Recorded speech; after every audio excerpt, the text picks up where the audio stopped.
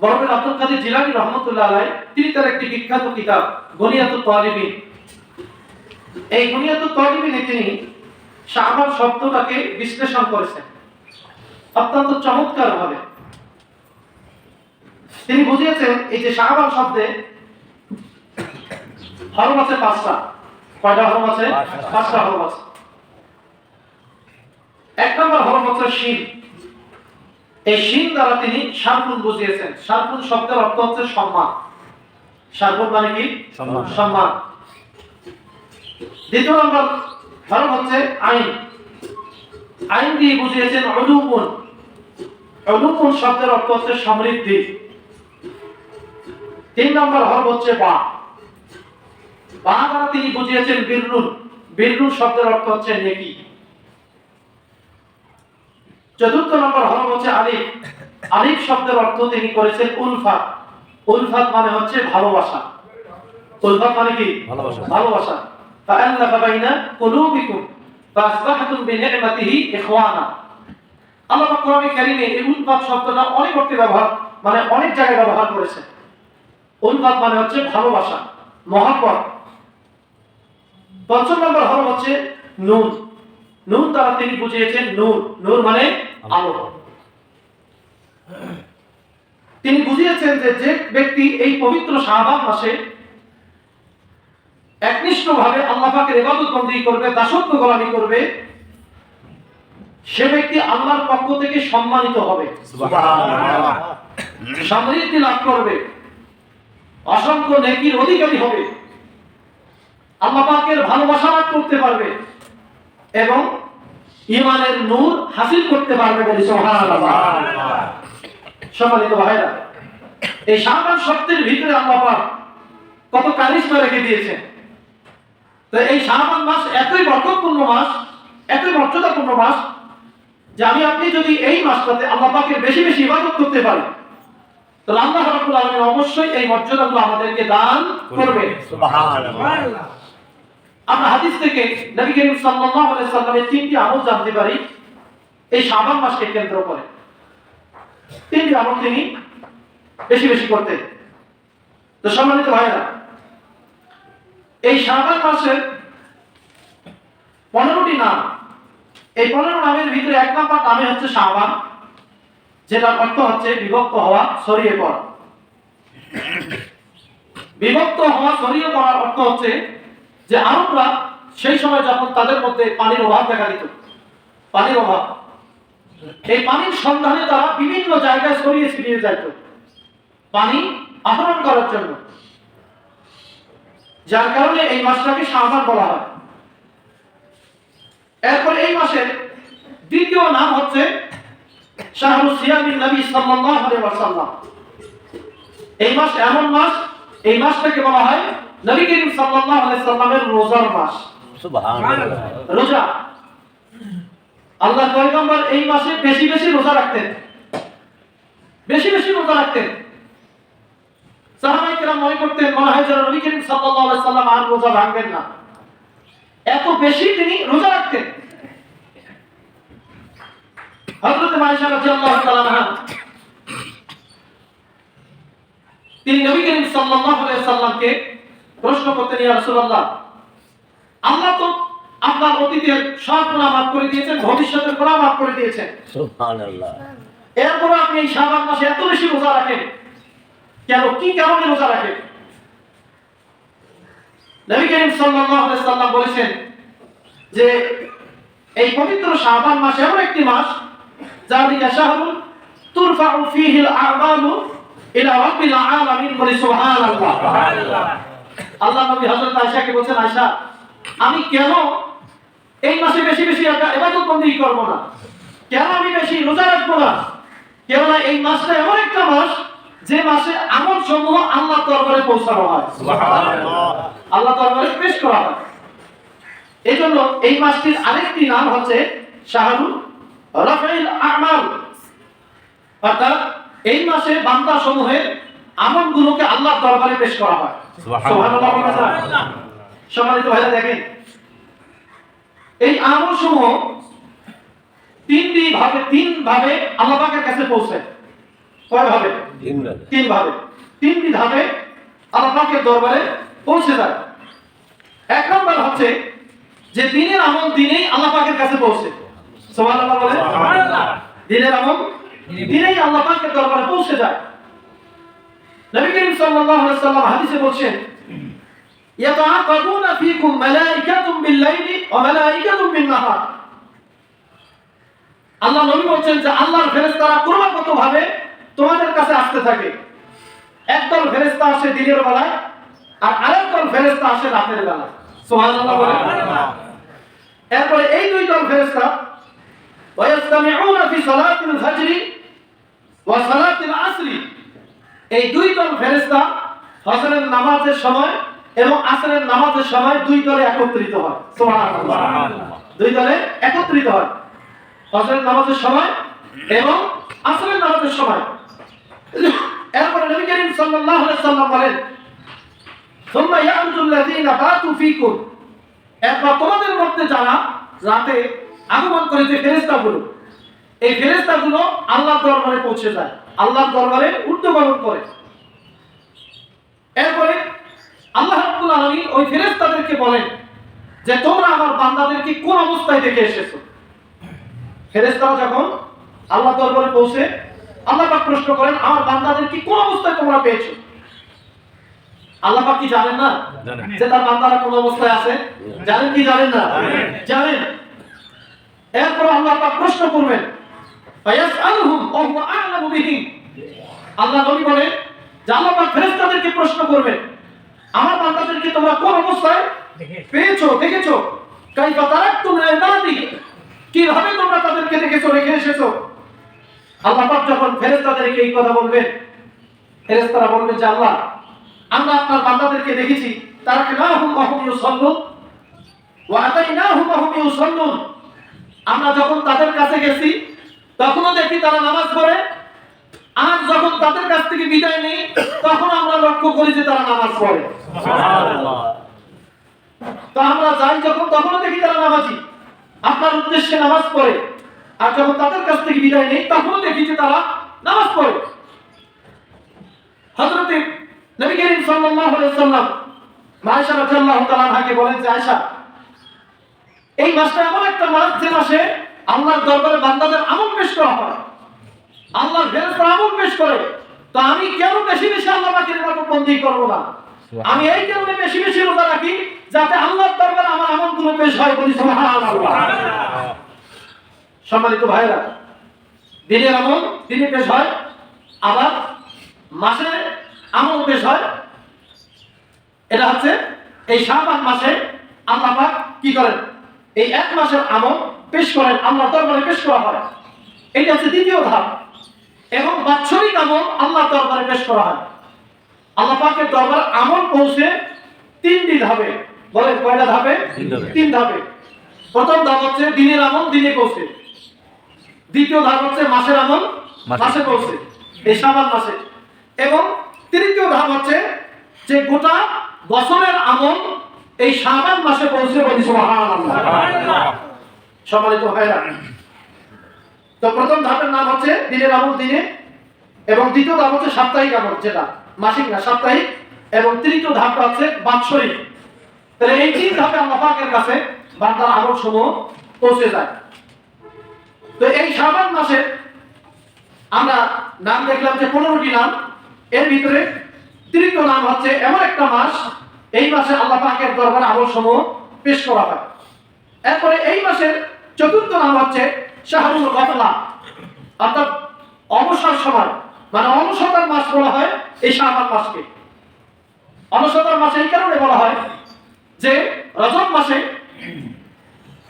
তারা যুদ্ধ বিগ্রহ করে না আরবরা, এই যে রজব মাসে করতে পারে না, যার কারণে এই শাবান মাসটাতে তারা একটু অলস হয়ে যায়। কেননা এই শাবান মাসটা রজব এবং শাবানের মধ্যবর্তী মাস। তো নবী করিম সাল্লাল্লাহু আলাইহি সাল্লাম এই কারণে এই মাসটাকে শাহরুল গাফলা বলছেন, অবহেলার মাস। এই মাসটাতে মানুষ অবহেলা করে। আল্লাহ নবী বলেন, যালিকা শাহরুন ইয়াগফুলুন নাসু আনহু বাইনা রাজাব ওয়া রমাদান। আল্লাহ নবী বলেন, শাবান মাস এমন একটি মাস যে মাসটার ব্যাপারে মানুষ অলসতা করে, যে মাসটা রমজান এবং রজব মাসের মধ্যবর্তী মাস। তাহলে এটি হচ্ছে চতুর্থ নাম। এরপরে পঞ্চম নাম হচ্ছে শাহরুর রফি আমাল সালাম। এই মাসে সারা বছর আল্লাহ পাকের দরবারে গোটা বছরের আমল সমূহ আল্লাহর কাছে পেশ করা হয়। এই কারণে এই মাসটাকে বাৎসরিক আমল পেশের মাস বলা হয়। এইটা হচ্ছে পঞ্চম নাম্বার মাস, পঞ্চম নাম্বার নাম। ষষ্ঠ নাম্বার নাম হচ্ছে, এটি এমন একটি মাস, এই মাসটা হচ্ছে সার্বজনীন ক্ষমার মাস। আল্লাহ পাক তার বান্দাদেরকে সাধারণভাবে ক্ষমা করে দেন। এই মাসে আল্লাহ পাক সাধারণ ক্ষমা ঘোষণা করে, যার কারণে এই মাসটাকে বলা হয় সার্বক্ষণিক ক্ষমার মাস। সবাইকে আল্লাহ পাক মাফ করে দেন, সাধারণভাবে ক্ষমা ঘোষণা করে। এরপরে সপ্তম নাম্বার মাস হচ্ছে শাহরুল নাজরিল ইলাহি, আল্লাহর বিশেষ দৃষ্টি দানের মাস বলা হয় এই শাবান মাসকে। আমরা জানি যে এই শাবান মাসে এমন একটা রাত রয়েছে, ইয়াতাবিউল্লাহু ইলা খালকিহি লাইলাতান নিসফি মিন শাবান। এই শাবান মাসের 14 তারিখ দিবাগত রাত, 15 তারিখে আল্লাহ পাক তার বান্দাদের দিকে রহমতের দৃষ্টি দান করে। সুবহানাল্লাহ, আল্লাহ রহমতের দৃষ্টি দেন। এই কারণে উলামায়ে কেরাম এই মাসটার নাম বলছেন যে আল্লাহ পাকের বিশেষ দৃষ্টি দানের মাস। বান্দাদের দিকে আল্লাহ পাক তাকান, বিশেষ দৃষ্টি দান করে। এরপরে অষ্টম নম্বর নাম হচ্ছে শাহরুত তাহিয়াতি লিরমাদান, রমজান মাসের জন্য প্রস্তুতির মাস, রমজানকে অভিবাদন জানানোর মাস এই শাবান মাস। এই কারণে অভিবাদনের মাস বলা হয় যে একটা মাস আমরা রমজান মাসে রোজা রাখবো। এই একটা মাস যেন আমরা এই রমজানটাকে যেন ভালোভাবে ইস্তেকবাল করতে পারি, গ্রহণ করতে পারি, সকল প্রকার গুনাহ থেকে নিজেদেরকে পরহেজ করে রমজান মাসকে যেন ভালোভাবে গ্রহণ করতে পারি, এই জন্য শাবান মাসে এটার প্রস্তুতি গ্রহণ করা হয়। সুবহানাল্লাহ, এই কারণে এই মাসটাকে রমজান মাসের প্রস্তুতি মাস বলা হয় বলে। সুবহানাল্লাহ। সম্মানিত ভাইরা, আমরা এই যে সামনে আমাদের পবিত্র রমজান মাস আসতেছে, আমরা কি পেরেছি নিজেদেরকে প্রস্তুত করতে? আমরা প্রস্তুত করতে পারি নাই। এখনো যারা আমরা সুদের ব্যবসা করি, লেনদেন করি, ওই সুদের ব্যবসা চলছে আমাদের। যারা হারাম পন্থা ইনকাম করি চলছে, যারা জেনাকারী জেনা করে যাচ্ছে, হারাম কাজে যারা জড়িত হারাম কাজ করে যাচ্ছে। অথচ এই পবিত্র শাবান মাস হচ্ছে এমন একটি মাস যেটা পবিত্র রমজানের জন্য বান্দা যেন নিজেকে প্রস্তুত করে নেয়, ভালো মানুষ হিসেবে গড়ে তুলতে পারে, রমজানকে জন্য ইস্তেকবাল করতে পারে। কিন্তু দুঃখের বিষয় ভাইরা, এই শাবান মাস এসেছে আমাদের কাছে, আমরা আমাদের গুনাহগুলো ছাড়তে পারি নাই। সারা বছর যেভাবে চলছি শাবান মাসে ওইভাবে চলছি, এমনকি রমজান মাসে ওইভাবে চলবো। শুধু রোজাটা রাখবো, কিছু ইবাদত বন্দেগী করবো। রমজান মাসে অনেকে আছে সুদ খাওয়াবে, হারাম পথে ইনকাম করবে, খাদ্যে ভেজাল দিবে। এরকম ব্যবসায় আছে না? নাই আছে ভাই। প্রস্তুত করতে হবে নিজেকে, এই শাবান মাসে নিজেকে প্রস্তুত করতে হবে রমজানের জন্য। এজন্য উলামায়ে কেরাম এই মাসটিকে বলেছেন এটি হচ্ছে পবিত্র রমজান মাসের প্রস্তুতি মাস। এরপরে এই মাসটি এমন একটি মাস, উলামায়ে কেরাম বলেন শাহরুত তাওবাত ওয়াল ইস্তিগফার। এই মাস হচ্ছে বান্দা আল্লাহ পাকের কাছে ক্ষমার মাস এবং তওবা করার মাস। সুবহানাল্লাহ বলবেন না? শাবান মাস এমন মাস যে বান্দা এই মাসে বেশি বেশি তওবা করবে, আল্লাহর কাছে ক্ষমা চাইবে। কারণ আমরা হাদিসে জানি যে শাবান মাসের মধ্য রজনীতে আল্লাহ পাক প্রথম আসমানে এসে বান্দাদেরকে ডাক দিয়ে বলেন, কে আছো এমন যে আমার কাছে ক্ষমা প্রার্থী, আমি আল্লাহ তাকে ক্ষমা করে দেব। সুবহানাল্লাহ, আল্লাহ পাক এইভাবে ডাক দিয়ে বলেন ভাইরা। এই জন্য এই শাবান মাসকে বলা হয় তওবার মাস, আল্লাহ পাকের কাছে ক্ষমা প্রার্থনার মাস। সম্মানিত ভাইরা, এরপরে এই শাবান মাসের 10 নম্বর নাম হচ্ছে শাহরুল কিসমা, অর্থাৎ বন্টনের মাস। এই মাসকে এই কারণে বন্টনের মাস বলা হয় যে আল্লাহ পাক এই মাসের এই যে 15 রজনী, এই 15 রজনীতে আল্লাহ পাক বান্দাদের ভাগ্যকে বন্টন করে দেন। কে কতটুকু আমল করবে, কে মারা যাবে, কার ভাগ্যে কতটুকু আল্লাহ পাক রিজিক রাখছে, কে কতটা শ্বাস প্রশ্বাস নেবে, কতটা আমল করবে, ভালো কাজ করবে, সব কিছু আল্লাহ পাক বান্দাদের মাঝে বন্টন করে দেন। সুবহানাল্লাহ বলবেন না?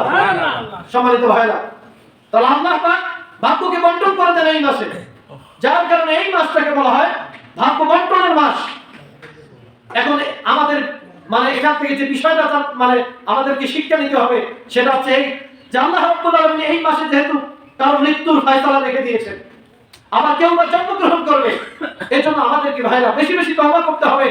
না জানি এই মাসে আল্লাহ পাক কার মৃত্যুর ফয়সালা করেন, আগামী বছর আমরা বাঁচবো কিনা তার কোনো গ্যারান্টি নেই। আমি আপনি আগামী বছর বাঁচবো কিনা, মারা যাবো কিনা, এইটা আল্লাহ পাক এই মাসে ফয়সালা করে দিবেন। সম্মানিত ভাইরা, এই কারণে এই মাসটাকে শাহরুল কিসমা বলা হয়। এরপরে এই মাসের 11তম নাম হচ্ছে শাহরুল ইজাবা, অর্থাৎ বান্দা যদি আল্লাহ পাকের কাছে কোনো কিছু দোয়া করে আল্লাহ পাক তার সেই দোয়ার জবাব দান করে। এই কারণে এই মাসকে শাহরুল ইজাবা বলা হয়, অর্থাৎ আল্লাহ পাক বান্দার ডাকে সাড়া দান করে। 13তম নাম হচ্ছে 12তম নাম হচ্ছে শাহরুল তাজাল্লি, অর্থাৎ এই মাসে আল্লাহ পাকের রহমত যে প্রকাশ পায়, আল্লাহ পাক রমজান মাসের মতো এই মাসে যে রহমত এবং বরকত নাযিল করেন এইটা প্রকাশ পায়, যার কারণে এই মাসটাকে শাহরুল তাজাল্লি বলা হয়। বলি সুবহানাল্লাহ। এরপরে 13তম নাম হচ্ছে শাহরুল তাসকিয়া। এই মাস এমন একটা মাস যেটা মানুষের মনের ভিতরে পরিবর্তন নিয়ে আসে, মানুষের তাসকিয়ায় নাশ করে, মানুষের অন্তরকে পবিত্র করে, পরিশুদ্ধ করে।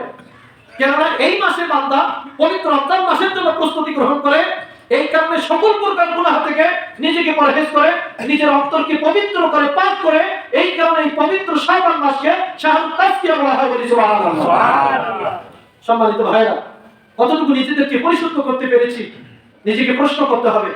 এরপরে এই মাসের 14তম নাম হচ্ছে শাহরুল সির, গোপনে ইবাদত বندگی করার মাস। সুবহানাল্লাহ বলেন। গোপনে ইবাদত বندگی করার মাস হচ্ছে এই মাস। আপনি এই মাসে বেশি বেশি রোজা রাখবেন, বেশি বেশি নফল ইবাদত বندگی করবেন, এই মাসে বেশি বেশি আপনি রাত্রি জাগরণ করবেন। বিশেষ করে 15 তারিখের যে রাত, শবে বরাতের রাত, এই রাত পুরো রাতটাই জাগরণ করতে হবে। সম্মানিত ভাইরা, সেটা করতে হবে গোপনে। অনেকে আমাদের বাড়িতে নামাজের পরিবেশ নাই, আপনারা মসজিদে এসে রাত্রি জাগরণ করতে পারেন, কিন্তু এই রাতকে কেন্দ্র করে আমরা যত নফল ইবাদত করব, নামাজ পড়ব, সেটা বাড়িতে গিয়ে পড়ব, যদি কারো বাড়িতে নামাজের জায়গা থাকে বা পরিবেশ থাকে। সম্মানিত ভাইরা, এই মাসে বা এই রজনীতে আমরা যে আমলগুলো করবো সেটা গোপনে করতে হবে, গোপন আমল, যার কারণে এই মাসটাকে শাহরুল সির বলা হয়, অর্থাৎ গোপন ইবাদত বندگی করার মাস। সুবহানাল্লাহ বলেন। সম্মানিত ভাইরা, এরপরে 15 নম্বর নাম হচ্ছে এই মাসে শাহরুল বিসাল। এই শাবান মাস এমন একটি মাস যে মাসে বান্দা আল্লাহর সাথে সম্পর্ক স্থাপন করে। সুবহানাল্লাহ। বান্দা আর আল্লাহর মাঝে সম্পর্ক স্থাপিত হয়, এই কারণে এই মাসটাকে শাহরুল বিসাল বলা হয়। সম্মানিত ভাইরা, আমরা কি আল্লাহর সাথে সম্পর্ক স্থাপন করতে রাজি আছি? ইনশাআল্লাহ। আমরা স্থাপন করতে চাই তো ভাইরা? আল্লাহর সাথে যদি আমরা সম্পর্ক স্থাপন করতে চাই, তাহলে আমাদেরকে সকল প্রকার গুনাহ পরিহার করতে হবে, এবং এই মাসে বেশি বেশি আল্লাহ পাকের ইবাদত বندگی করতে হবে, নফল নামাজ পড়তে হবে, নফল রোজা রাখতে হবে, বেশি বেশি এই আমলগুলো করতে হবে। সম্মানিত ভাইরা, দেখেন এই মাসে আল্লাহ পাক কত মর্যাদা দান করেছেন। আমরা ইনশাআল্লাহ এই মানে রাতটা তো সংগঠিত হবে আগামী মঙ্গলবার দিবাগত রাত, সম্ভবত 3 তারিখ না, 3 তারিখ হচ্ছে মঙ্গলবার, মঙ্গলবার দিবাগত রাতে লাইলাতুল নিসফি মিন শাবান এটা সংগঠিত হবে। ভাইরা, আমরা একটা মাত্র হাদিস শুনবো, দেখেন এই রজনীটা কত মর্যাদা। আজকে আমাদের দেশে অনেক লোক আছে যারা এই রাতের ফজিলতকে অস্বীকার করে, আছে না কিছু মানুষ ফজিলতকে অস্বীকার করে। দেখেন যে সমস্ত ভাইরা এই রাতের ফজিলতকে অস্বীকার করেন, আপনারা একটু পড়াশোনা করেন। আপনাদের যে শাইখ আলবানী রাহিমাহুল্লাহ, দেখেন তিনি তার সিলসিলাতুস সহিহার ভিতরে এই রাতটার ফজিলতকে তিনি হাইলাইট করেছেন। এই রাতের ফজিলতকে তিনি অস্বীকার করেন না, তিনি সহিহ সনদে হাদিস বর্ণনা করে বলছেন যে এই রাতের ফজিলত এটা অস্বীকার করা যাবে না, এটা সহিহ, তিনি হাদিস দ্বারা প্রমাণ করেছেন। সুবহানাল্লাহ বলেন। সুবহানাল্লাহ। তো সম্মানিত ভাইরা, এই রাতের ফজিলত অনেক আছে। দেখেন হযরত আবু হুরায়রা রাদিয়াল্লাহু তাআলা আনহু তিনি হাদিসে বর্ণনা করেছেন, তিনি বলেন নবী করিম সাল্লাল্লাহু আলাইহি ওয়াসাল্লাম একবার তার কাছে হযরত জিবরাইল আলাইহিস সালাম আগমন করলেন। হযরত জিবরাইল আলাইহিস সালাম আগমন করলেন কোন সময়? এই 15 তারিখ রজনীতে, শাবান মাসের 15 রজনীতে জিবরাইল আলাইহিস সালাম নবী করিম সাল্লাল্লাহু আলাইহি ওয়াসাল্লামের কাছে আগমন করলেন। আল্লাহর পয়গম্বরকে বললেন, হে আল্লাহর পয়গম্বর, আপনি একটু আকাশের দিকে তাকান। সুবহানাল্লাহ বলেন। নবী করিম সাল্লাল্লাহু আলাইহি ওয়াসাল্লাম তিনি বলেন, আমি যখন আকাশের দিকে তাকাই না, আকাশের দিকে তাকায় লক্ষ্য করি যে জান্নাতের 8টা দরজা উন্মুক্ত হয়ে গেছে। সুবহানাল্লাহ। সম্মানিত ভাইরা, এই রাতটা এমন ফজিলতপূর্ণ রাত, এই রাতে আল্লাহ পাক জান্নাতের 8টা দরজা উন্মুক্ত করে দেন। সুবহানাল্লাহ। নবী করিম সাল্লাল্লাহু আলাইহি ওয়াসাল্লাম বলেন যে আমি লক্ষ্য করে দেখলাম প্রথম দরজা থেকে আল্লাহ পাকের একজন ফেরেশতা আহ্বান করতেছে, আহ্বান করে বলতেছে যে সুসংবাদ হচ্ছে ওই সমস্ত লোকদের জন্য যারা আজকের রাতে আল্লাহর উদ্দেশ্যে রুকু করে। সুবহানাল্লাহ। বলেন তো কি করে? রুকু করে। যারা রুকুকারী আল্লাহর ফেরেশতারা এই রজনীতে তাদেরকে সুসংবাদ দিয়ে বলেন যে এই রাতে যারা আল্লাহর উদ্দেশ্যে রুকু করবে তাদের জন্য সুসংবাদ, এই জান্নাতের চিৎকার দিয়ে বলি সুবহানাল্লাহ। সুবহানাল্লাহ। এরপরে নবী করিম সাল্লাল্লাহু আলাইহি ওয়াসাল্লাম বলেন, দ্বিতীয় দরজা থেকে আরেকজন ফেরেশতা আহ্বান করে বলে যে ওই ব্যক্তির জন্য সুসংবাদ যে ব্যক্তি আজকের এই রজনীতে আল্লাহর উদ্দেশ্যে বেশি বেশি সিজদা করে। সুবহানাল্লাহ। সম্মানিত ভাইরা, চিন্তা করেন আল্লাহর ফেরেশতারা সুসংবাদ দান করেন ওই লোকগুলোকে যারা সিজদা করে, আল্লাহর কাছে মাথা নত করে, তাদের জন্য জান্নাতে সুসংবাদ দান করেন আল্লাহর ফেরেশতারা। কিন্তু আমরা এতই কমাল করা, সারা বছর আল্লাহ পাকের নাফরমানি করি, আর এই একটা রাতে আমরা সিজদা দিয়ে আল্লাহকে খুশি করতে চাই। আছে না কিছু মানুষ? সারাটা বছর আপনি নাফরমানি করলেন। সম্মানিত ভাইরা, আপনার সিজদার পাওয়ার কথা একটু চিন্তা করেন। সিজদার পাওয়ার এত বেশি যে আল্লাহর ফেরেশতা আপনার জন্য সুসংবাদ দান করেন জান্নাতে। সুবহানাল্লাহ। এই নামাজ পড়তে রাজি আছি ভাইরা? ইনশাআল্লাহ। 5 ওয়াক্ত নামাজ কখনোই ছেড়ে দেব না, কখনোই 5 ওয়াক্ত নামাজ ছেড়ে দেওয়া যাবে না। মূলত আমরা মনে করি যে অহংকারী হচ্ছে ওই লোকগুলা যারা সমাজে গর্ব অহংকার করে। আসলে ভাইরা, প্রকৃতপক্ষে যে ব্যক্তি অহংকার করে এই ব্যক্তি বড় অহংকারী না। আল্লাহ পাক কোরআনে কারীমের ভিতরে বলছেন বড় অহংকার হচ্ছে ওই লোকগুলা যারা আল্লাহকে সিজদা করে না, আল্লাহর ইবাদত বন্দেগী করে না, আল্লাহর দাসত্ব গোলামি থেকে যারা মুখ ফিরিয়ে নেয়, আল্লাহ পাক কোরআনে কারীমের ভিতরে বলছেন এই লোকগুলাই হচ্ছে অহংকারী। সুতরাং আমি আপনি যদি আল্লাহর দরবারে আমার আপনার মাথাটাকে যদি নত করতে না পারি, সিজদা দিতে না পারি, কিয়ামতের ময়দানে আল্লাহর দরবারে অহংকারী হয়ে উঠতে হবে। নাউযুবিল্লাহ। আমরা কি অহংকারী হয়ে উঠতে চাই? না। এজন্য ভাইরা, শুধু এই রাতে আল্লাহকে সিজদা দেব এমনটা না, সারাটা বছর আল্লাহকে সিজদা দিতে হবে। নবী করিম সাল্লাল্লাহু আলাইহি ওয়াসাল্লাম বলেছেন যে কিয়ামতের ময়দানে বান্দা আফসোস করবে। বলেন কি করবে? আফসোস করবে। আল্লাহর নবী বলেন যে আল্লাহ পাক মানুষকে মুসলমানের ঘরে, যে বান্দাদেরকে যাদেরকে মুসলমানের ঘরে পাঠান, তাদের উচিত হচ্ছে সারাটা জীবন তারা যেন সিজদায় পড়ে থাকে। সুবহানাল্লাহ। তারা সারা জীবন যেন সিজদায় পড়ে থাকে। সারাটা জীবন সিজদায় পড়ে থাকার পরেও এই হক সে আদায় করতে পারবে না যে আল্লাহ পাক তাকে ঈমান দিয়ে দুনিয়াতে প্রেরণ করেছেন। এই হক সে আদায় করতে পারবে না। সম্মানিত ভাইরা, আল্লাহ পাক আমাদেরকে যে মুসলিম করে দুনিয়ায় পাঠাইছেন, ঈমানদার করে দুনিয়ায় পাঠাইছেন, এটার হক যদি আমরা আদায় করতে চাই, তাহলে আল্লাহর নবী বলেন মানে জন্ম লগ্ন থেকে মৃত্যু পর্যন্ত সিজদায় যদি কেউ পড়ে থাকে, এরপরে এই হক আদায় করতে পারবে না। সম্ভব না ভাইরা। কিন্তু আমরা এমনই মানে অহংকারী হয়ে গেছি, আল্লাহর দরবারে আমাদের মাথা নত হয় না। সম্মানিত ভাইরা, নবী করিম সাল্লাল্লাহু আলাইহি ওয়াসাল্লাম বলেন, এরপরে তৃতীয় দরজা থেকে আল্লাহ পাকের আরেকজন ফেরেশতা আহ্বান করে বলে যে ওই ব্যক্তির জন্য সুসংবাদ যে ব্যক্তি এই রজনীতে আল্লাহ পাকের কাছে দোয়া প্রার্থনা করে। সুবহানাল্লাহ। আল্লাহর কাছে দোয়া করে, আল্লাহর কাছে তার যত দুঃখ আছে, কষ্ট আছে, সবকিছু আল্লাহর কাছে পেশ করে, এইভাবে দোয়া করে। নবী করিম সাল্লাল্লাহু আলাইহি ওয়াসাল্লাম বলেন আল্লাহর ফেরেশতা তৃতীয় নম্বর জান্নাতের দরজা থেকে আহ্বান করতে থাকে, তাকে সুসংবাদ দিতে থাকে। বলি সুবহানাল্লাহ। এরপরে নবী করিম সাল্লাল্লাহু আলাইহি ওয়াসাল্লাম বলেন চতুর্থ দরজা থেকে আরেকজন ফেরেশতা আহ্বান করবে। সেই ফেরেশতা সুসংবাদ দিবে সেই সমস্ত লোকদেরকে যারা আল্লাহর ভয়ে নীরবে নিভৃতে ক্রন্দন করে চোখের পানি ফেলে।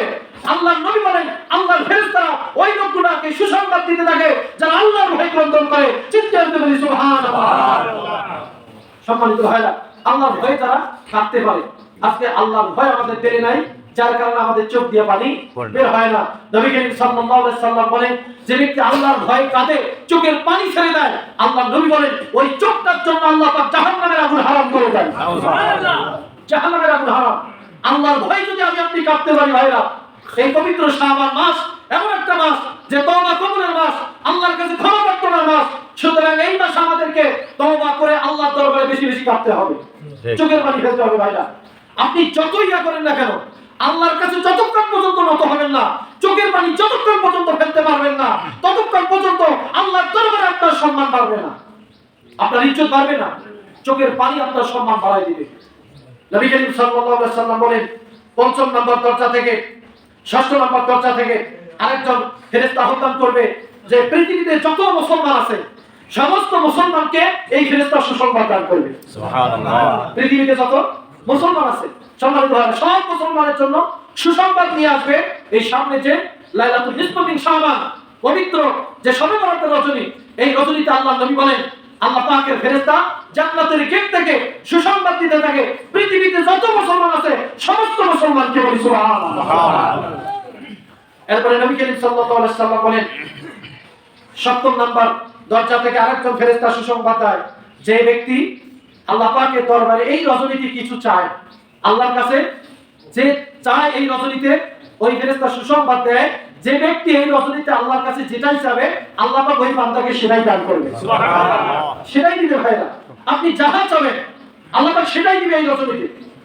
এরপরে নবী করিম সাল্লাল্লাহু আলাইহি সাল্লাম বলেন, ৮ম নম্বর দরজা থেকে ফেরেশতা আহ্বান করতে থাকে, সুসংবাদ দিতে থাকে, যে ব্যক্তি এই রজনীতে আল্লাহ পাকের কাছে ক্ষমা প্রার্থনা করে, এই ক্ষমা প্রার্থনাকারীদের জন্য আল্লাহর ফেরেশতারা সুসংবাদ দিতে থাকে। বলি সুবহানাল্লাহ। সম্মানিত ভাইরা, এই রজনী অনেক ফজিলত, এত ফজিলত এসেছে হাদিসের কিতাবগুলোতে। তো সম্মানিত ভাইরা, এরপরে নবী করিম সাল্লাল্লাহু আলাইহি সাল্লাম এও বলেন যে আল্লাহ পাক সব মানুষকে মাফ করবে, ৮ কিংবা ৯ শ্রেণীর মানুষকে আল্লাহ পাক ক্ষমা করবেন না। এবং টনটনে সহিহ হাদিসে এসেছে যে আল্লাহ পাক 2 শ্রেণীর মানুষকে ক্ষমা করবেন না, ইল্লা লিল মুশরিকিন আও মুশাহিন, যে ব্যক্তি আল্লাহর সাথে শিরক করে এই শরীককারীকে আল্লাহ পাক এই রজনীতে ক্ষমা করবেন না। এবং যে ব্যক্তির ভিতরে কোন মুসলমানদের প্রতি বিদ্বেষ থাকে, কোন মুসলমানের প্রতি যদি আপনার মনে বিদ্বেষ থাকে, হিংসা থাকে, তাহলে আল্লাহ পাক এই রকম ব্যক্তিকে এই রজনীতে ক্ষমা করবেন না। সম্মানিত ভাইরা, এরপরে নবী করিম সাল্লাল্লাহু আলাইহি সাল্লাম ৮ থেকে ৯ শ্রেণীর ব্যক্তির কথা উল্লেখ করেছেন। মুশরিকের কথা বলছেন, জাদুকরের কথা বলছেন, গণকের কথা বলছেন, মদ পানকারীর কথা বলছেন, সুদখোরের কথা বলছেন, মাতা পিতার অবাধ্য সন্তানের কথা বলছেন, আত্মীয়তার সম্পর্ক ছিন্নকারীর কথা বলছেন, ব্যভিচারীর কথা বলছেন এবং হিংসুকের কথা বলছেন। এই ধরনের ৯ শ্রেণীর ব্যক্তির কথা নবী করিম সাল্লাল্লাহু আলাইহি সাল্লাম উল্লেখ করেছেন। এই 9 শ্রেণীর ব্যক্তিকে আল্লাহ পাক এই পবিত্র রজনীতেও ক্ষমা করবেন না বলে নাউজুবিল্লাহ। তো আসুন এই মাসে আমরা আল্লাহ পাকের বেশি বেশি ইবাদত বন্দেগী করি। বিশেষ করে সামনে যে লাইলাতুল নিসফ মিন শাবান, শবে বরাতের রজনী আসতেছে, আমরা যেন এই রাতটাকে উদযাপন করতে পারি, আল্লাহ পাক যেন সেই তৌফিক দান করে দেন বলে আল্লাহ আমিন। এরপর অনেকে হালুয়া পিঠা নিয়ে দৌড়াদৌড়ি করে, আমি অনুরোধ করব খবরদার এই কাজগুলো করবেন না, এইগুলোকে রসমে পরিণত করবেন না। এই রাত হচ্ছে ইবাদতের রাত, আমরা বেশি বেশি ইবাদত বন্দেগী করব ইনশাআল্লাহ। যারা চারা খাচ্ছেন প্রাণে